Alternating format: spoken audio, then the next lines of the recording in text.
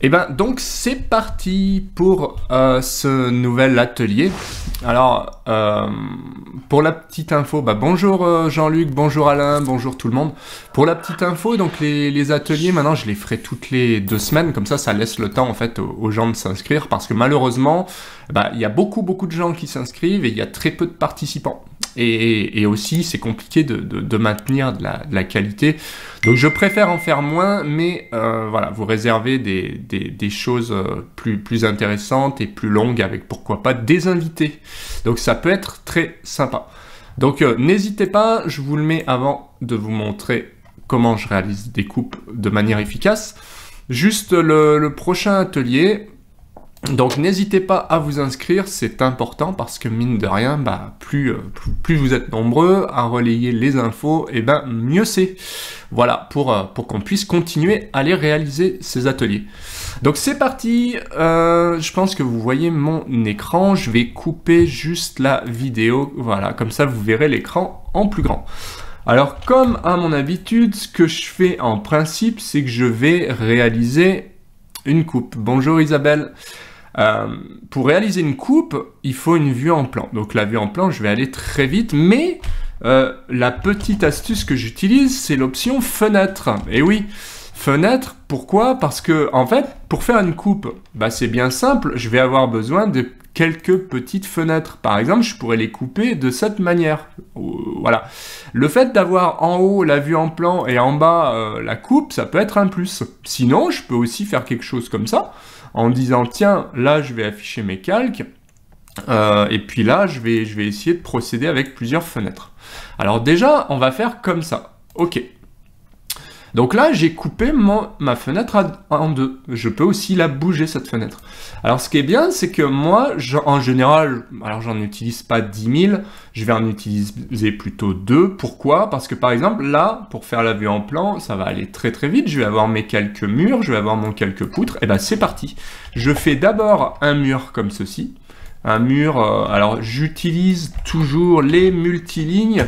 Multilignes, je tape E ou vous cliquez sur échelle. Alors je vais assez vite dans mes explications, hein, c'est pas un tuto complet, c'est surtout pour réaliser une coupe ici. Donc je vais faire quelque chose comme ça, voilà. Donc je pourrais très bien le clôturer de cette manière, essayer de bouger ça comme ceci, on peut même le laisser droit, pourquoi pas. Donc pour le laisser droit, c'est pas compliqué, je vais essayer de me servir de l'accroche objet, ouais. Sinon, on va pas s'embêter, on va recommencer, et je vais lui donner des dimensions. Donc je vais taper 700, je vais taper 500, 700, et C pour clore. Là, je suis sûr d'avoir quelque chose. Maintenant, j'hérite les propriétés. J'utilise le pinceau, hein, mais en utilisant un raccourci. Le pinceau, dans le début, c'est ça, d'accord? Donc, quand je dis hériter les propriétés, moi, j'ai des raccourcis clavier. Si vous voulez apprendre à les utiliser, il y a des vidéos là-dessus. Ce qu'on va faire, en fait, ce qui serait assez rigolo, c'est de réaliser une ouverture qui fait 100, ici, ça peut être une fenêtre, et puis une ouverture qui fait 120, par exemple, une porte, pourquoi pas, de 120. Donc bien sûr, c'est quelque chose de basique que je fais ici, mais le but, c'est vraiment d'apprendre à faire une coupe. Et vous allez voir, cette coupe, on va pas la faire n'importe comment, et on va essayer de réaliser quelque chose de plutôt sympathique. Donc vous voyez, ici, ce que j'ai fait, c'est que j'ai fait des murs, et là, je suis en train de faire des ouvertures de manière ultra efficace, avec un calque, ici, automatique, poutre. Donc moi, tout ce qui est poutre, linteau, ouverture, c'est la même chose, d'accord? En fait, c'est quand je dis ouverture, c'est que je regarde en haut, je vois qu'il y a un linteau, poutre, quoi, c'est tout. Et puis là, j'ai le calque mur, d'accord? Donc pour l'instant, très simple. Maintenant, je vais utiliser des codes rap, comme à mon habitude, pour réaliser la cotation. Il ne veut pas parce que ce sont des multilignes, donc les multilignes en général, je les explose, je fais DE pour décomposer. Et là, vous allez voir, c'est juste magique. Si je fais cote rap, je peux déjà faire cette cote là. Et ensuite, je vais faire cette cote... non, je vais pas sélectionner ça, c'est n'importe quoi. Je vais faire cette cote ici. Voilà. Même, ouais, je pourrais dire... ça me plaît pas trop. Je vais faire juste ça, ça... et puis ça devrait le faire. Donc la cotation, En général, c'est ce qu'on fait. Et puis, on finit avec une cote comme ceci. Voilà. Ça, c'est de la cotation, on va dire, en structure. C'est comme ça qu'on doit réaliser ça. J'hérite les propriétés et je dis que cette ouverture fait fois, je sais pas moi, 120 par exemple de haut. Donc je mets un petit H, on sait-on jamais, et j'utilise le Alt-GR, le 8 pour faire ce symbole-là, et je fais le X majuscule pour revenir à la ligne. Ça, c'est une petite astuce, et je mets allège, par exemple 100. D'accord? Pourquoi c'est une petite astuce? Parce que si je ne fais pas ça, ce qui se passe, c'est que ma cote, je vous le remontre, si je fais 120, entrée, allège, 100, bah, j'ai quelque chose qui est très moche en fait. Et même si je lui dis mets-le là, bah non, il veut pas. En fait, il me casse ma cote et c'est juste affreux. Là, je vous remontre, si je fais le... Donc, je reviens pas à la ligne. Je fais ça. Je fais Alt-GR le 8, d'accord? Et je fais X majuscule et automatiquement, il me le centre. C'est juste magnifique. Donc ça, il faut savoir que ça existe, tout simplement. Donc, je vais supprimer tout ça. Donc ça, c'était la petite astuce, d'accord? Donc, pour faire la coupe, je vais supposer que, pareil, en code wrap, j'ai quelque chose comme ça. C'est pas l'objet du tuto, mais vous avez compris pourquoi je le fais. C'est quand même, pour avoir une coupe, il faut quand même avoir des ouvertures. Sinon, on va pas aller loin. Et puis là, je refais une cote rapide. Et vous avez vu la manière dont j'utilise le code wrap, c'est super intéressant. J'hérite avec un petit Lisp les propriétés, sauf que là, on va dire que c'est 2,10 de haut avec un seuil de 0. Donc, soit vous mettez seuil, non pas comme ça, comme ça, seuil de 0 ou de 2 ou ce que vous voulez. Donc, pour le fun, pour l'instant, on va faire une coupe classique. Donc, ce qui est bien, c'est que cette coupe-là, on va regarder ce qui se passe là. Donc, vous êtes d'accord, on verra la fenêtre ici, qui sera derrière, mais on va couper dans la porte, tant qu'à faire. Sinon, aucun intérêt de faire une coupe. Donc, maintenant, qu'est-ce qu'on peut dire? Eh bien, on peut quand même donner des infos dallage. Par exemple, pour faire cette coupe, il faudrait quand même que j'ai une épaisseur de dalle. Donc, c'est parti, je vais utiliser un bloc dynamique chez moi. Je pourrais mettre des dimensions comme ceci, pourquoi pas. Donc je peux lui dire, tiens, on va supposer en bas que c'est le niveau 0, d'accord? Et en haut que c'est le niveau plus 2,70, par exemple. Donc, comme ça, on fait quelque chose de pas trop compliqué. Alors, comment je fais en général? C'est que là, je vais dire, on est à plus 2,70. La garde au sol, c'est 7. Donc, c'est une chape de 7 cm. Et puis là, l'épaisseur de la dalle, on va rester classique. Pardon, vous ne voyez pas ici. Donc, je vais mettre 20. Voilà. Donc, quand je double-clique sur mon bloc dynamique, il m'ouvre cette palette. D'accord? Et c'est là que je change. Et là, quand je mets à jour, automatiquement, j'ai bien ce qu'on appelle des attributs avec des champs dans mon bloc dynamique. Ça, c'est quand même un petit peu de travail pour avoir ça. Mais automatiquement, j'ai plus de 70. Et puis, je peux rajouter le petit plus qui manque ici. Voilà. Donc, en brut, j'ai ça. Et en fini, j'ai ça. Donc, bien sûr, ma coupe, c'est parti. On va pouvoir la faire. Alors, moi, j'ai un petit outil qui s'appelle coupe, qui est ici, que je peux venir utiliser. Vous avez vu l'avantage d'avoir un double fenêtrage, c'est que je vais chercher mes outils ici, et puis je me balade sur mon écran. Parce que imaginez, toute la journée, vous faites ça, ah je vais là, ah je vais là, là, ok, ça pique les yeux, hein. Vous avez vu le fait de faire ça, et puis on s'abîme un peu les poignets en même temps. Et puis surtout, on a les yeux qui commencent à bien morfler. Donc non, on fait pas ça, on coupe l'écran tant qu'à faire. Voilà, comme ça je reste ici. Et vous avez compris que quand je vais faire ma coupe, la coupe elle sera à gauche ou à droite, et puis la vue en plan elle va rester là. Donc ça va être très commode. Alors je décompose mon bloc, je le place par exemple ici, c'est pas mal. Je l'étire parce que c'est un bloc dynamique. Mais bien sûr, même constat, si vous faites un trait d'axe en regardant vers le haut, ça marche aussi. Vous pouvez très bien dire, moi ma coupe c'est ça. Donc je regarde comme ceci, et puis je fais ça, miroir, etc. J'utilise, personne ne vous en voudra de faire ça, hein. Une coupe, ça peut très bien être ça, avec un trait d'axe au milieu. Voilà.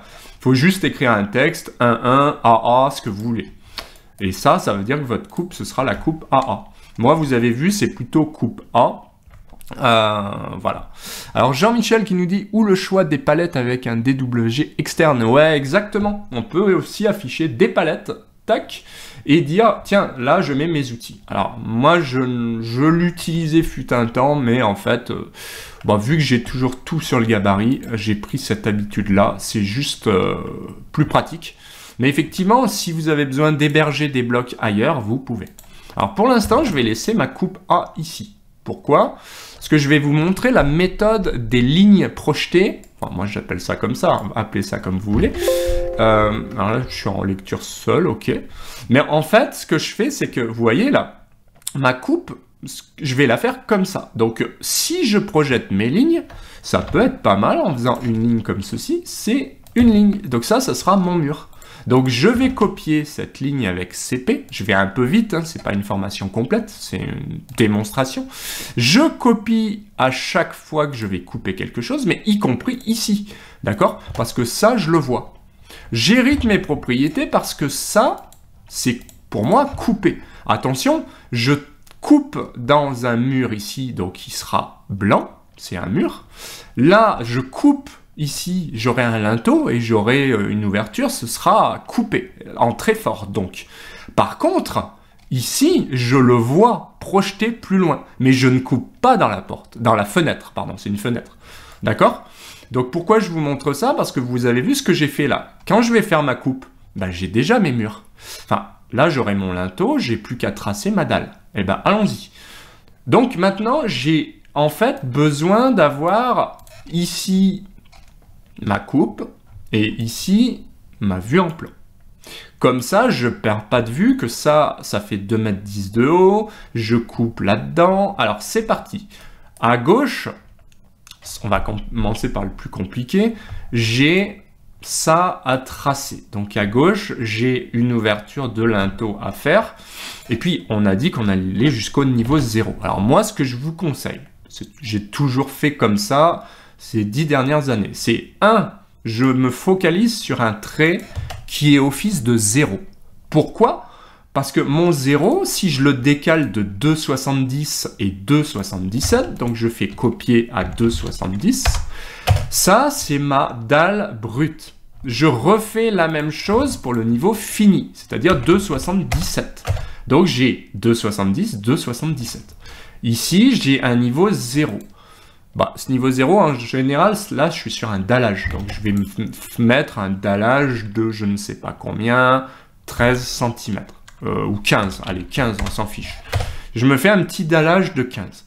Donc, niveau 0, niveau bas du dallage, niveau haut, brut et niveau fini. Et aussi, ce que j'ai oublié, c'est la dalle. La dalle, je la décale de 20. Donc, vous voyez déjà la coupe se dessiner. Et ce qui est pratique, c'est que si j'ai besoin de rajouter un niveau, je prends mon niveau 0 et je le mets à, par exemple, 5 mètres, 40, ou... Enfin bref, le niveau du dessus, quoi. D'accord? Alors, maintenant que c'est fait, bah, c'est plutôt facile puisque je me dis, ok, alors là, c'est 0. Je suis en 0 brut fini, puisque je suis en dallage, d'accord? Bon, c'est des paramètres que je suppose. J'ai une allège de 100. Bah, 100, je me mets à 100. D'accord? Et j'ai ensuite une hauteur de 120. Donc, ici, je fais un rectangle de 120 par... 100 par 120. Je supprime mes guides qui ne me servent plus à rien, y compris celui-là. Et hop, en quelques secondes, j'ai ma fenêtre qui est vue. Et si je code, j'ai bien 100 par 120. D'accord? S'il veut bien me faire la cote. Avec une allège de 100.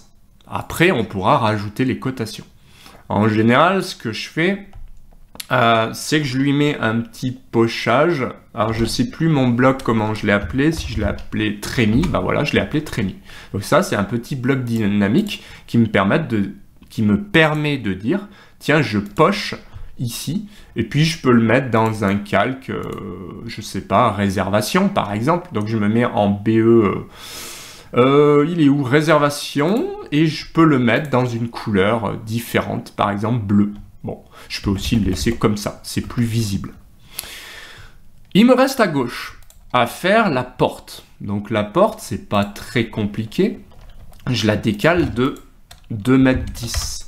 D'accord? Ça veut dire que je fais un ajusté entre ces deux trucs-là parce que la porte, c'est pas plein, c'est pas un linteau. Par contre, je refais un trait rouge. Voilà. Donc ça correspond à la porte. Ça va correspondre à rien du tout. Je le supprime. C'est un guide que j'avais fait. Je fais ça. J'aurais pu ajuster. Et je fais mon linteau. Bien. Donc là, vous voyez la porte se dessiner tranquillement. Par contre, ce qui me manque, moi, c'est la dalle. Donc la dalle, ce qu'on va faire, on va ajuster par rapport à ce mur-là et par rapport à ce trait-là. J'ajuste donc tout ça. On va faire exactement la même chose, puisque on est d'accord, on n'a pas de dalle de part et d'autre. Je supprime aussi ça. Ça, c'est coupé, hein. La dalle, je suis dedans, donc je la vois, cette dalle, elle est comme ça. Et puis pareil pour le dallage, d'accord? Donc ça, c'est important. Le mur d'au-dessus, on va supposer qu'on n'a rien, d'accord? Bon, on peut supposer qu'on est comme ceci avec une acrotère de... comment on pourrait dire? Voilà, on peut supposer qu'on a une acrotère qui est par rapport au fini à 50 cm. Comme ça, on a un retour d'isolant de 15. Donc, je coupe, j'ajuste ici. J'étire ce trait-là pour pouvoir l'ajuster de l'autre côté. Et je supprime ce trait. Bien sûr, je vais pouvoir également refaire un trait que je mets en blanc. Et exactement la même chose ici que je mets en blanc. Et si on veut être précis, bien sûr, ce que je vais faire, c'est que tout autour, je vais lui dire acrotère de temps. Voilà, bon, là pour l'instant, je vais très vite. Et puis ça, je le mets dans un calque que je le mettrai peut-être dans une cotation que j'appelle repère. Je vous montre ce que ça peut donner. Repère, si je tape repère, c'est ça. Allez, au 50e. Comme ça, j'ai une flèche de là à là. Exactement de la même chose, j'aurai une acrotère comme ceci. J'hérite les propriétés de texte, mais également de cote, etc., etc. Donc, je vais très vite quand je réalise ce genre de manipulation. Donc, voilà, je le fais un peu vite, hein, mais vous voyez le principe, c'est que, en fait, je projette bien tous mes éléments en plan, comme en coupe. Comme ça, il ne manque rien. Donc, acrotère, acrotère, acrotère. Et oui, effectivement, on peut l'appeler garde-corps, on l'appelle comme on veut.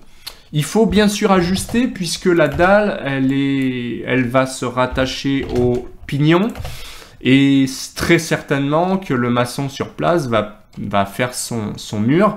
Ici, il va faire une reprise de bétonnage ici et là, et puis il va ferrailler sa dalle. Bref, on ne va pas rentrer trop dans le détail, mais j'accroche bien sûr mes murs à la dalle. Ce qui est tout à fait logique. Ce qui n'est pas le cas ici, parce que mon dallage, je peux très bien dire qu'il est désolidarisé. Alors, on a fait le haut. Il ne me reste plus qu'à faire le bas. Donc, dallage désolidarisé, on va dire qu'on le met à 2 cm. On fait un petit raccord ici. Et puis, pareil de l'autre côté. C'est-à-dire que je décale de 2 cm. Moi, je fais CP. Hein. En général, je fais CP. Et puis, je tape 2 cm. Donc, dallage désolidarisé. Ici, il manque le seuil de 0 à 0. D'accord? Bien sûr, là, c'est un cas très simple, mais je pourrais faire un seuil avec de 2 cm, par exemple, avec un regingot de type, voilà, seuil 2 cm comme ça, avec un petit regingot pour évacuer la flotte de ce côté-là, voire un truc préfa qui viendrait s'accrocher.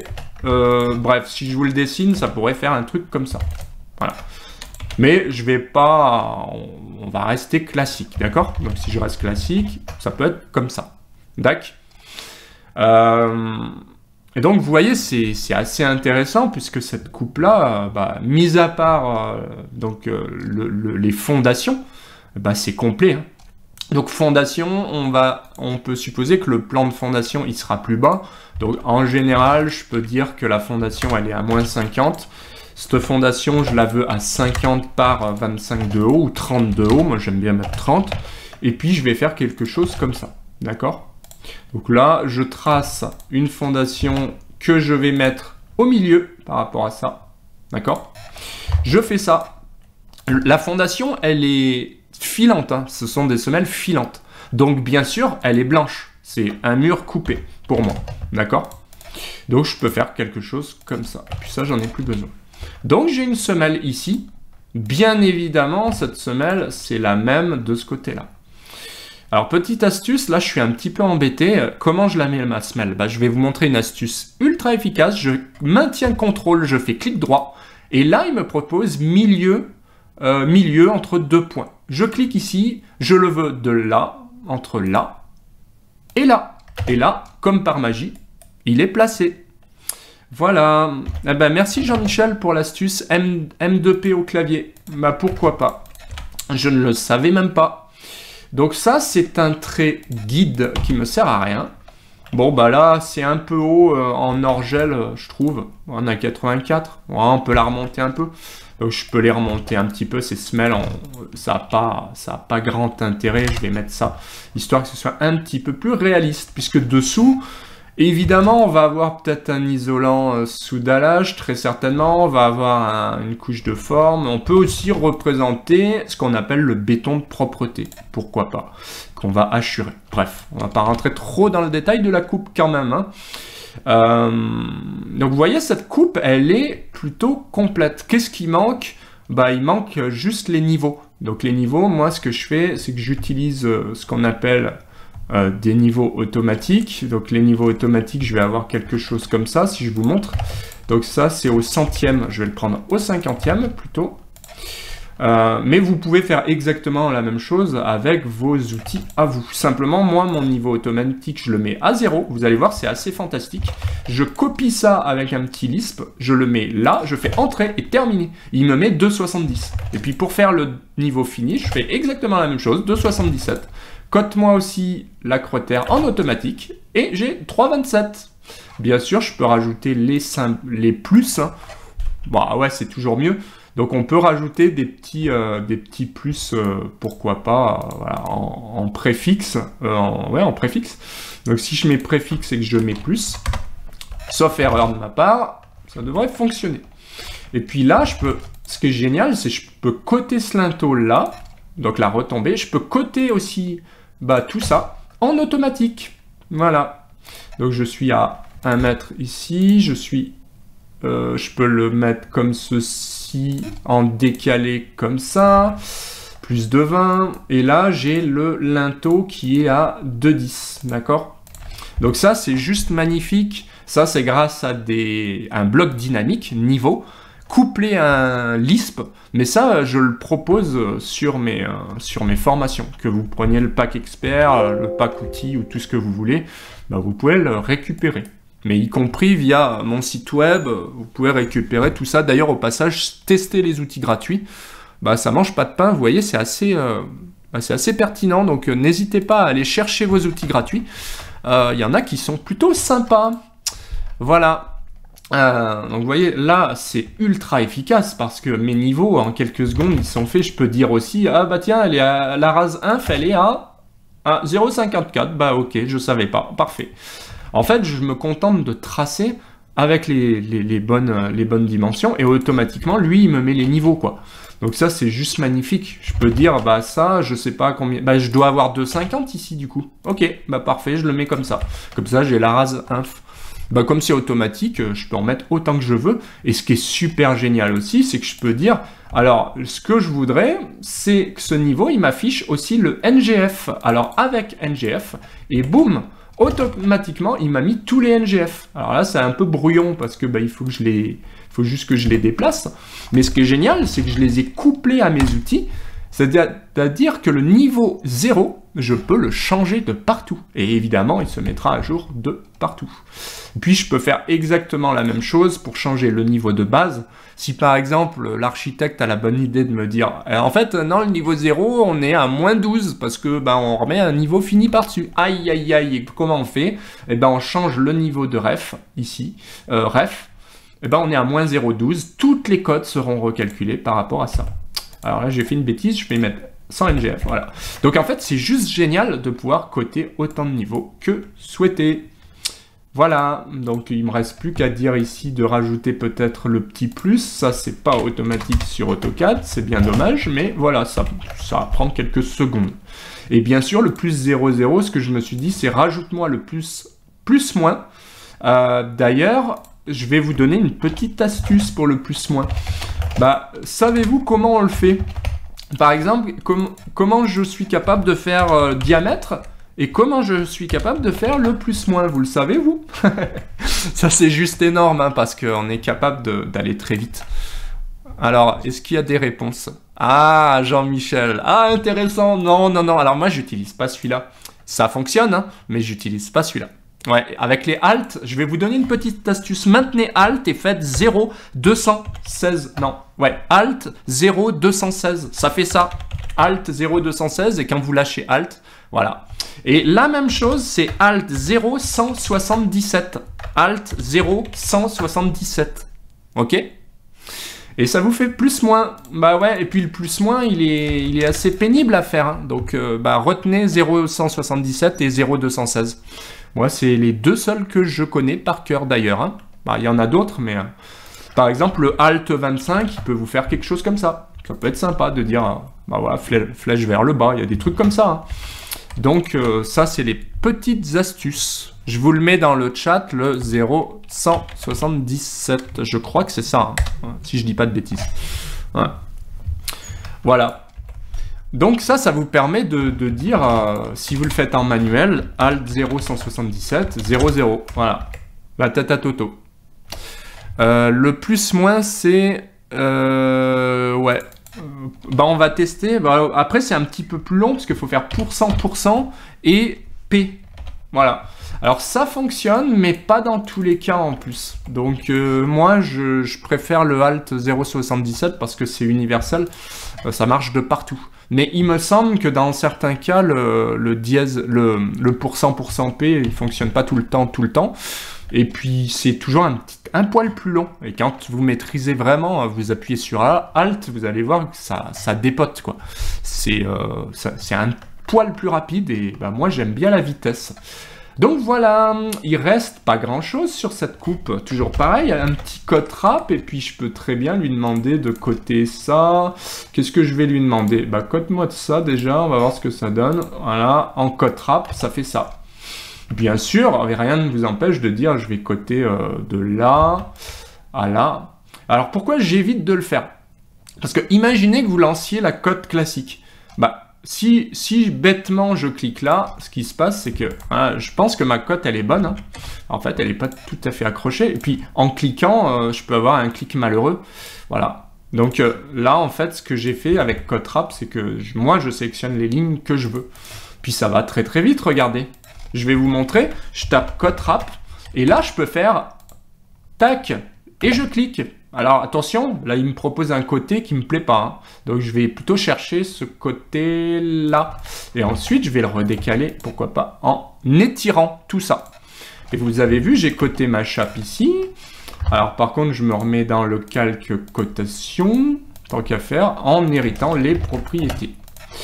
Voilà. Et puis on fait attention à une chose, bah, les cotes qui tombent n'importe comment, bah ça c'est pas très lisible par exemple. Donc on essaye de les décaler au maximum. Ça pareil, je le verrai pas à l'impression. Hein. Donc je le décale, d'accord? Pour le décaler, vous pouvez utiliser ça, déplacer avec la ligne de cote. Et moi je fais déplacer avec ligne de repère, comme ça il est attaché. Parce qu'au bout d'un moment, si vous avez des textes de partout, on ne sait plus vraiment où ils sont rattachés, quoi. Donc vous voyez, ça va très très vite. Une fois qu'on a fait ça, on peut faire exactement la même chose en CodeRap en sélectionnant ça, ça et ça, bim. Et puis je le mets par là, puis je le rapatrie là-bas. Parfois il est un petit peu pénible par rapport à où il est accroché, mais vous voyez, ça marche très très bien. Et bien sûr, ce qui est important quand on fait une cotation, ouais, bah ouais, top les CodeRap, hein, c'est clair. Ce qui est important quand on fait quand on met des éléments, en fait, c'est que ça coïncide avec le plan. Moi, je préfère, enfin, je vous donne ce conseil, mettez-en moins si vous n'êtes pas sûr de votre coup. Parce que, par exemple, là, si je venais à dire que cette fenêtre-là, elle fait 130 et puis que sur ma vue en plan, elle fait 120, bah, enfin, ce qui va se passer, c'est que les gars, ils vont vous appeler, ils vont dire, attendez, là, je comprends plus rien. Bon, qu'est-ce qui est bon, qu'est-ce qui est pas bon? Donc, dans le doute, parce que si jamais demain vous changez ça, le problème que j'ai ici, c'est que tout ça là, je vais devoir le changer. Donc, dans le doute, moi, ce que je conseille, c'est ne mettez rien.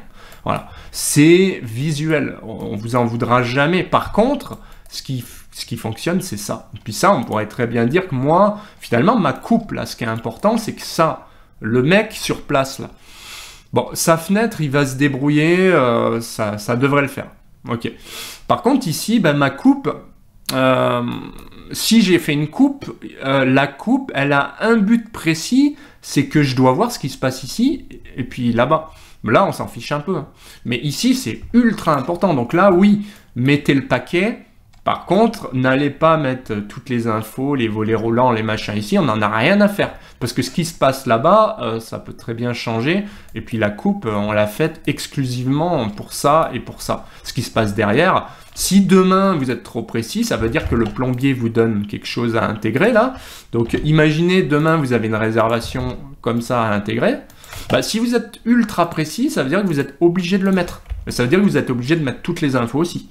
Donc non, moi, le plombier, il me rajoute quelque chose. Je vais mettre Reza, je sais pas moi, 20 par 10, AS, à race supérieure à plus 2 mètres 30. Non, on va mettre 2 mètres 10. Enfin, 2 mètres 20, voilà. Et puis, pas forcément besoin de le mettre là. Bien sûr, si on est puriste, qu'est-ce qu'on va faire? Bah, toujours la même méthode, hein. En fait, moi je m'embête pas plus que ça. Quand c'est dans le bon sens, en plus, on fait ça. Ah bah trop cool. Ok, Reza plus 2,20. Mon 0 est là. Ok, je me mets à 2,20 terminé. Ça veut dire que, qu'est-ce que tu me racontes? Ah ouais, bah elle fait 10 de haut. Je peux faire ça aussi. Hein. Tac, moi je m'embête pas, je fais ça. Ligne de construction, elle saute. Et voilà, il me reste ma réservation. Bien sûr, si vous avez un bloc Reza, c'est mieux. Sinon, c'est pas grave, vous faites comme ça. Et puis, c'est terminé.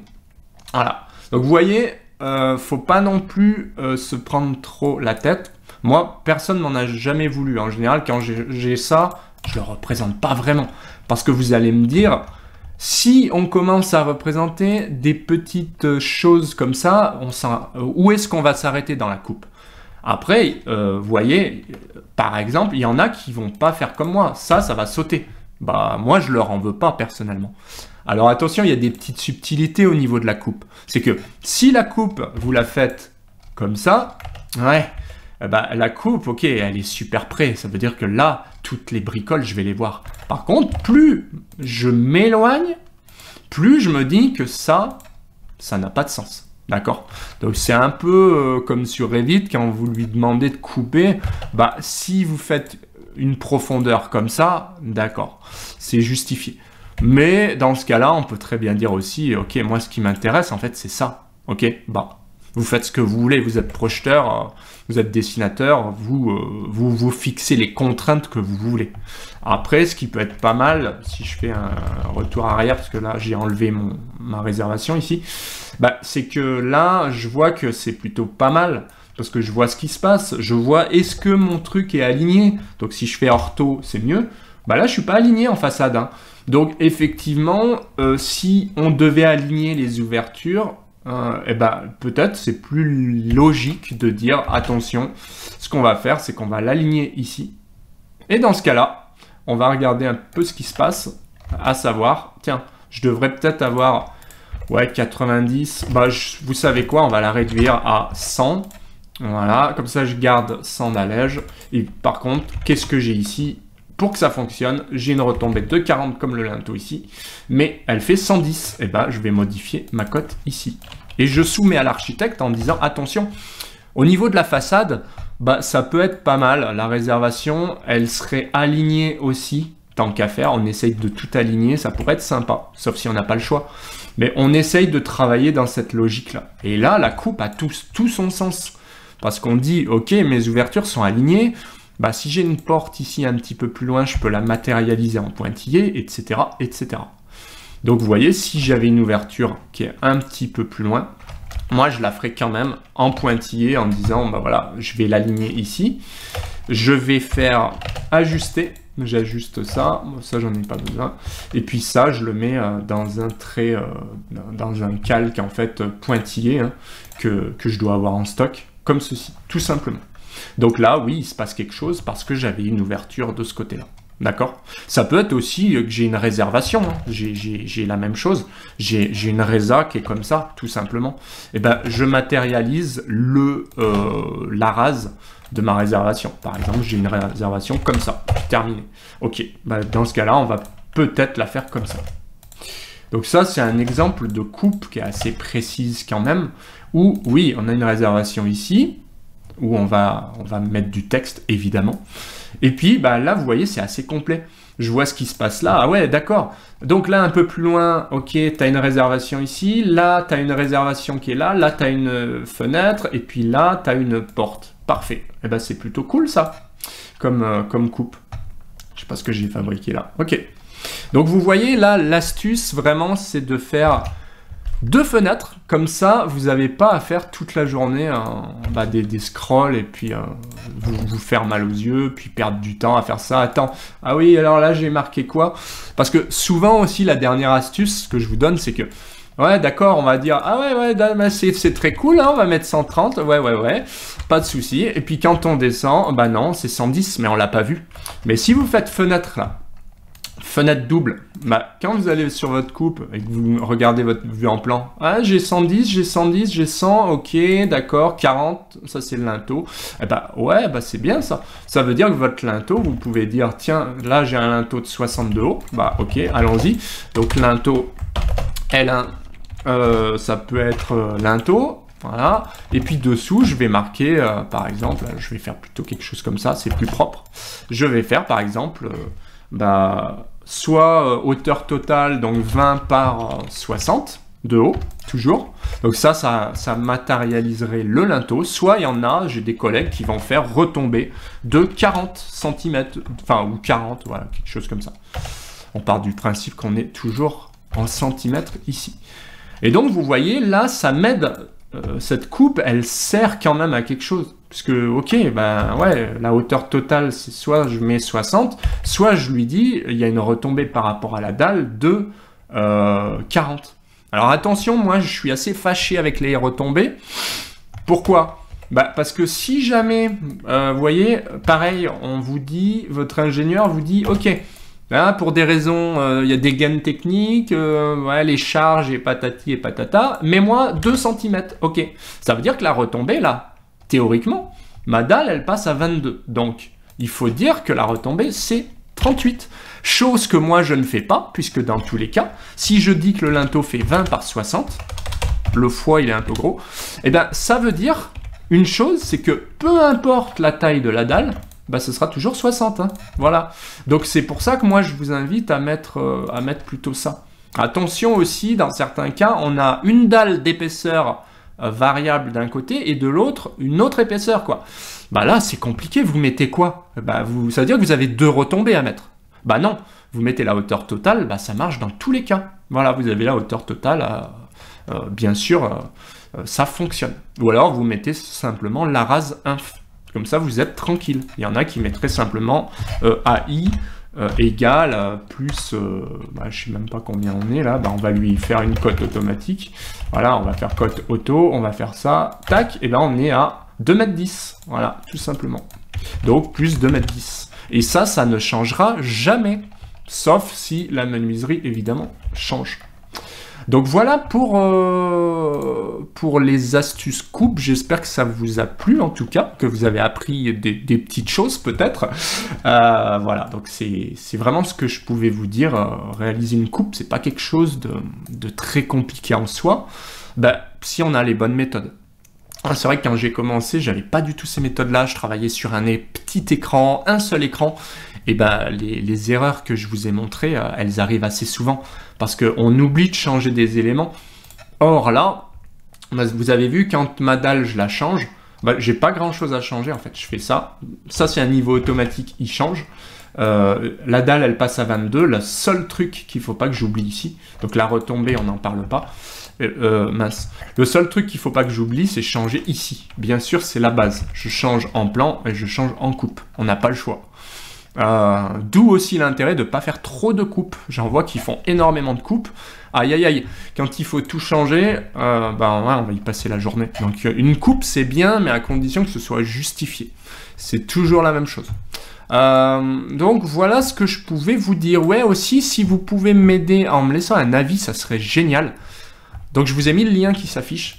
C'est juste énorme pour moi parce que ça me permettra d'avoir des retours là-dessus. Voilà, donc si vous pouvez me laisser un avis, si vous êtes satisfait des formations et des ateliers, bah, ça serait juste sympa et ça m'aide beaucoup en fait parce que c'est pas forcément évident de développer ce côté-là. Donc moi aujourd'hui je suis obligé de faire beaucoup de plans, alors que moi ce que j'aimerais c'est faire plutôt des formations et des outils, mais bon ça... c'est mon problème. Voilà, donc j'essaye de me décupler en 3 pour faire des vidéos YouTube, pour faire mon boulot avec un max d'efficacité, parce que sinon j'ai pas le temps de faire autre chose. Et c'est pas forcément évident. Donc voilà, j'espère que dans 6 mois, 1 an, bah, je pourrai faire que des outils, parce que imaginez les outils que je vous ai montrés là, si je pouvais les partager encore plus, bah, ça serait juste génial. Mais bon, pour l'instant, je suis quand même pas malheureux, j'essaye de faire un max de travail. Eh ben ouais, cool. En même temps, ouais, si vous voulez vous lancer, bah c'est génial de vous lancer en indépendant. Ouais, Michael, j'ai encore appris quelque chose. Bah tant mieux, j'en suis ravi. Bah merci Isabelle. Bah c'est pour ça aussi, n'hésitez pas tout simplement à laisser un avis en disant bah merci de transmettre ou je vous encourage à continuer, ça nous fait plaisir que tu sois là. Enfin voilà, c'est tous les encouragements aussi, c'est toujours bon à prendre. Bah merci bien.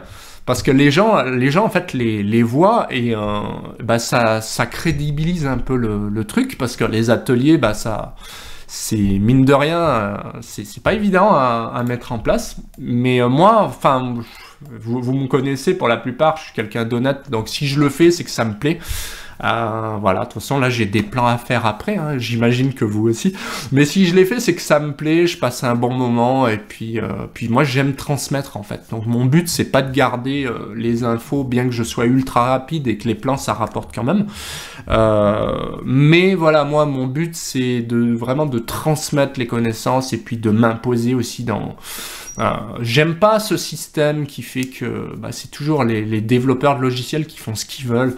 Puis moi, c'est pour ça que j'en suis arrivé là, en fait. C'est que les mecs, ils proposent des trucs qui sont bien, hein, mais ils connaissent pas le métier, quoi. Alors...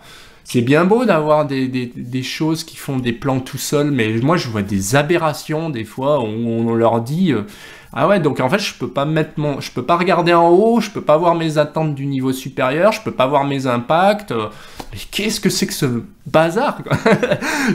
Non mais c'est pas logique en fait, il faut garder le contrôle. Donc voilà, c'est pour ça que j'essaie de développer des outils qui sont simples, déjà qui restent simples, qui fonctionnent d'AutoCAD 2009 à AutoCAD 2000, je sais pas combien, enfin les 24 et 25 qui viendront, et qui restent aussi libres. C'est-à-dire que vous avez vu mes niveaux, jamais je vais vous dire non, bah moi je peux pas mettre le plus parce que le logiciel me le permet pas. Hein. non, ça j'ai horreur d'entendre ça. Donc non, les outils ils sont fiables. Vous voyez, c'est des outils qui sont assez efficaces. Couplés avec les raccourcis, avoir des outils comme ça qui vous permettent de faire des choses ultra rapides, de dessiner des escaliers en un clic, enfin voilà, ça reste simple mais efficace, quoi. On est des dessinateurs avant tout.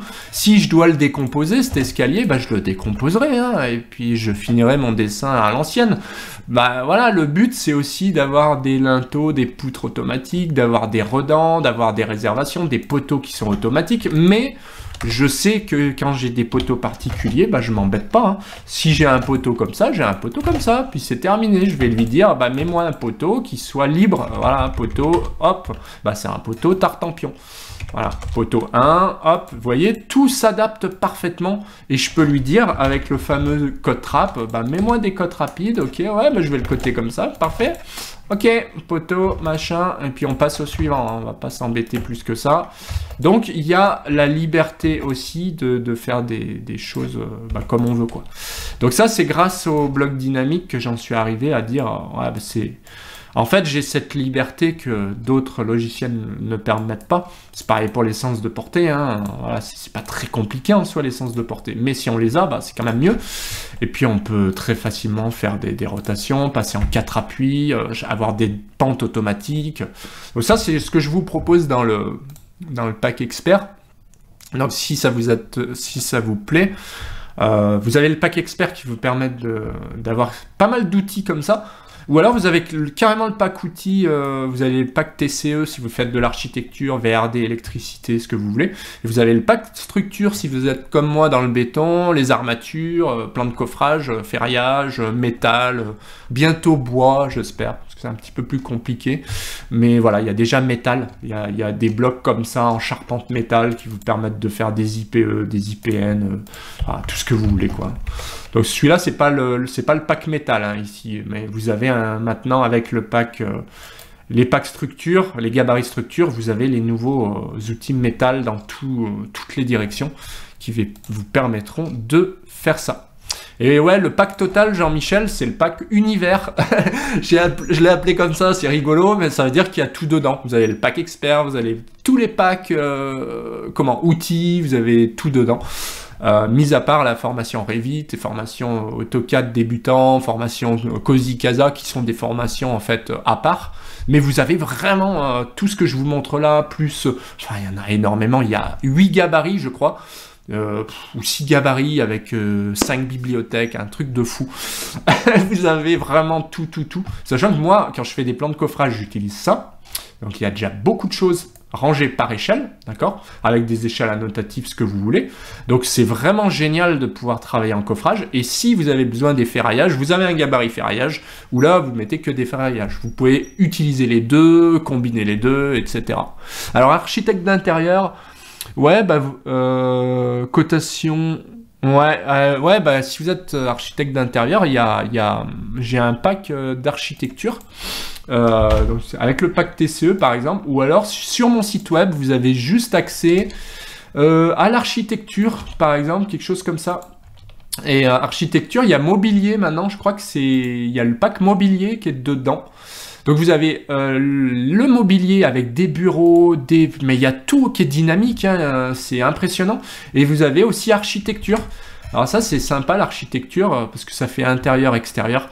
Et comment, par exemple, vous faites grandir des arbres dans votre jardin, comment vous allez utiliser je sais pas moi, des canapés, mais il y a aussi des véhicules.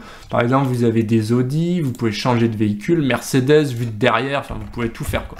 C'est assez impressionnant.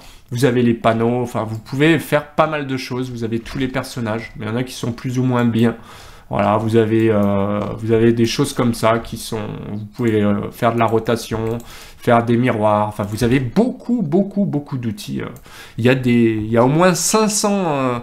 plus de 500 blocs à chaque fois. C'est impressionnant, le nombre de blocs que vous pouvez avoir. Bref. Mais ça, c'est ce qui est bien aussi, c'est que vous pouvez les coupler avec des outils que je vous propose, par exemple, pour compter. Alors, oui, je donne des cours particuliers aussi. Il y en a pas mal qui me demandent. Bah, je pars sur des visios, hein, en fait. Hein. C'est des visios. On peut faire 1 heure, 2 heures, 3 heures, une journée. C'est des tarifs très abordables. Et voilà. Que vous dire de plus? À partir de là, on peut... Ouais, bien sûr, on peut en discuter. Et ça permet aussi de voir si vous avez besoin de choses comme ça. Alors, peut-être pas si vous êtes architecte d'intérieur, peut-être pas des avions, je pense. Mais vous pouvez avoir besoin de mobilier. Je peux vous montrer vite fait ce que vous avez ici. Mobilier, c'est pas mal. Vous avez par exemple tout ce qui est cuisine. En cuisine, vous pouvez avoir des cafetières, je sais pas, ouais, elle est dans le bon sens. Voilà, viennoiserie, vous avez plein de trucs dynamiques. Et ce qui est génial, c'est que vous pouvez les compter, ces trucs-là. C'est-à-dire que moi, ce que j'apprécie, c'est que quand je fais mes plans, par exemple, je mets tel canapé, telle marque, etc. Quand j'ai fini, je me dis, ah ok, bah, j'ai réalisé mon truc comme ça, cuisine, ok, j'ai combien de micro-ondes, j'ai combien de bureaux. Bah, vous avez un récap total. Et ça, c'est ce que je propose aussi, c'est que dans les formations, je vous le montre. tout ça, les codes rap, bah là, comment vous pouvez gagner du temps pour faire ça? Ouais, bah faites un bloc, on va faire un bloc ensemble, enfin, c'est juste énorme. Et ensuite, je vous donne des outils gratuitement pour pouvoir exporter, par exemple. Mais ça, c'est gratuit, parce que c'est pas moi qui les développe, mais j'ai plein d'outils que j'ai récupérés, mais que les gens partagent en général, qui permettent de gagner beaucoup de temps. Voilà, donc moi je me contente de mettre à disposition des blocs. Moi je connais ça, donc c'est déjà pas mal de réaliser des blocs dynamiques, ça peut être sympa. Donc voilà, autant de choses qui permettent de gagner beaucoup de temps quand vous dessinez quelque chose. Vous en modifiez un, ça en modifie 40. Enfin, ça c'est vraiment le but, d'aller plus vite. Et moi, ce que j'aime bien, c'est développer des outils aussi pour les dessinateurs, même les grands bureaux d'études, parfois, qui me demandent parce que ils ont besoin d'outils efficaces pour faire leur maîtrise, pour compter leurs éléments, faire leurs armatures rapidement, etc., etc. Et ça, c'est tout ce que j'essaye de mettre en place. Voilà. Et puis aussi, vous pouvez accéder aux ateliers en illimité. Il y a déjà des dizaines d'heures d'ateliers, c'est-à-dire que tous les ateliers que je fais, ils sont rangés correctement avec des outils gratuits, avec des astuces qui sont bien rangées. Et aussi, vous retrouvez vos ateliers par catégorie, que ce soit Revit, je sais pas moi, d'autres SolidWorks, quand j'ai reçu Ryan. Bah, tous ces ateliers, c'est des dizaines d'heures gratuites, enfin, quasiment gratuites, de formation, et qui vous permettent de retrouver tous les ateliers que vous auriez loupés. Voilà, donc je vous encourage à regarder un petit peu tout ce que je propose.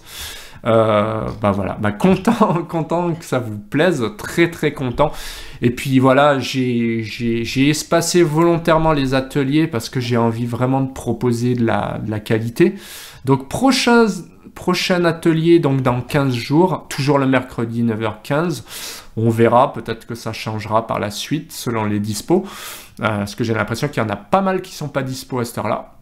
Mais en tout cas, voilà ce que je peux vous dire. On va continuer à parler d'AutoCAD, de Revit, ou tout ce qui vous plaît en fait. Donc n'hésitez pas aussi à me le dire, même par mail, ça fait toujours plaisir. Dire ce qu'il vous faudrait aussi, vous, qu'est-ce que vous aimeriez en tant que dessinateur, qu'est-ce qui vous manque, qu'est-ce qui manque sur YouTube, c'est toujours avec plaisir. Hein, je le fais, j'hésite pas à faire des tutos gratuits. Il y en a plus de 500 déjà sur YouTube, c'est assez colossal en 3 ans, mais je suis comme ça, et c'est pas fini. Voilà ce que je pouvais vous dire, donc merci beaucoup d'avoir suivi cet atelier. Qu'est-ce qu'il me reste à vous afficher? Pas grand chose pour l'instant, donc pensez à vous abonner sur YouTube et à regarder tous les tutoriels. Pensez à regarder sur mon site web ce que je propose, et puis sur Teacheasy, donc la boutique où il y a toutes les formations qui vous permettront d'aller très loin. Alors je regarde si j'ai pas loupé quelque chose, peut-être Alain, oui, les gabarits, il faut télécharger et les mettre dans un fichier. Alors, ouais, les gabarits, ce sont des fichiers en général, je reste simple, donc ce sont des fichiers, vous les téléchargez sur le site, vous y avez accès à vie, toutes les mises à jour seront offertes. Donc ça, c'est l'avantage aussi par rapport aux développeurs qui vous proposent de payer je ne sais combien de millions d'euros. Enfin, c'est des fois 800 € par an pour juste accéder à des mises à jour pour corriger des bugs. Moi, non, je les mets à jour gratuitement. Donc une fois que vous avez pris un pack, vous pouvez y revenir. Je rajoute des choses. Tout ce qui bug, il n'y a pas de bug, mais tout ce qui serait rajouté, bah, c'est cadeau. Et donc, il y a juste à le copier, le télécharger, vous le mettez où vous voulez, et puis vous copiez-coller à chaque fois votre gabarit. S'il disparaît, vous allez le rechercher. Enfin bref, ça peut arriver, sait-on jamais. Voilà, donc fonctionnement ultra simple, et puis il n'y a rien à installer. Moi, je déteste les plugins. C'est pour ça que je me suis lancé, parce que j'ai trouvé qu'installer un logiciel, c'est déjà suffisamment pénible. Si en plus, il faut télécharger des plugins, il faut installer des packs, des trucs qui fonctionnent pas parce que vous changez de bécane, ça marche plus. Enfin bref, c'est juste une horreur. Voilà. Comment avoir multi-écran? Bah, c'est fenêtre. Hein. Il suffit de taper fenêtre. Si j'y arrive, fenêtre. Voilà, avec un S à la fin, vous cliquez dessus. Et puis vous choisissez, donc soit unique si vous en avez plusieurs, soit vous choisissez le nombre de fenêtres. Aussi, si vous n'êtes pas à l'aise avec les gabarits, vous tapez affichage fenêtre, ça marche aussi. Affichage fenêtre, voilà. Vous retrouvez, soit vous faites nouvelle fenêtre, Pour avoir le choix, soit vous choisissez 2 fenêtres, en général c'est ce que je fais, vertical, ok, je pars là-dessus. Et ça marche très bien. Et puis quand je veux faire fenêtre unique, je double-clique sur unique, ok, et terminé, je repasse à une seule fenêtre. Proposerais pas un plugin pour regrouper mes outils Lisp? Ouais, bah c'est pas trop, ouais non, c'est pas trop mon truc. Mais même les Lisp, en fait, moi je me contente de les charger, donc je sais expliquer de toute façon quand vous en avez besoin. Mais non, les Lisp, ouais, moi j'en utilise pas 10 000 en fait. Il faut vraiment les utiliser à bon escient. Je sais qu'on n'est pas tous pareils. Il y en a qui vont dire, ouais, moi j'aime pas les blocs dynamiques, par contre j'utilise des centaines de Lisp. Pourquoi pas? En fait, le résultat est le même. C'est juste une question d'habitude, je trouve. Il n'y a pas de mauvaise méthode. Après, moi, je propose cette méthode parce que je l'ai développée pour des gros bureaux d'études avec des dessinateurs qui n'avaient pas un gros niveau. En fait, ce qui est intéressant, c'est que je m'adapte au niveau des gens. Et moi, je préfère rester à un niveau assez bas avec des outils simples et efficaces. C'est redoutable en fait. Et il n'y a pas besoin d'aller plus loin. Bien sûr, on pourrait faire quelque chose de plus conséquent, mais ouais, non, c'est pas mon style. Alors, je sais qu'il y en a qui vont faire des trucs incroyables en Lisp. Bon, ouais. Après, moi, ce que j'aime pas dans le Lisp, c'est que si on se trompe à un moment donné, bah, c'est fini, quoi. Alors que les blocs dynamiques, vous les utilisez, vous les modifiez, vous avez le droit à l'erreur aussi. Vous pouvez vous tromper dans l'utilisation des blocs, vous pouvez forcer des trucs, ça c'est super intéressant. Alors que certains objets, ou par exemple, je sais que j'avais fait des blocs trop compliqués, je les ai supprimés. Et il y a des blocs dynamiques qui sont ultra compliqués à utiliser, avec des paramètres, des trucs qu'on peut pas forcer, qu'on peut pas changer, c'est pas... voilà. Donc si vous prenez mes outils, bah, sachez que ce sera pas le cas. Vous êtes vraiment libre, vous avez vu, de forcer, de décomposer en fait. Après, moi je donne plein d'astuces aussi dans les formations, c'est-à-dire pour aller vite, comment j'utilise des multilignes, comment j'utilise des cut wraps, pourquoi, à quel moment, comment on fait une coupe, comment, voilà. Il y a plein de choses, comment on lit un plan, comment... Enfin, il y a plein de choses qui sont adaptées. Je déteste proposer des outils s'il n'y a pas la formation avec. Voilà. Donc sachez que c'est intéressant. Et puis moi, je vous donne rendez-vous de toute façon pour d'autres ateliers et puis pour d'autres vidéos. Voilà, pensez à mettre un petit pouce bleu sur YouTube si la vidéo vous plaît. Pensez aussi à vous abonner à la chaîne et à vous abonner, à activer la petite clochette des notifications. Bonne journée à tous dans le chat. Merci Michael, merci à tous pour vos compliments. Puis je vous dis à très vite. Prenez soin de vous. Allez, bye.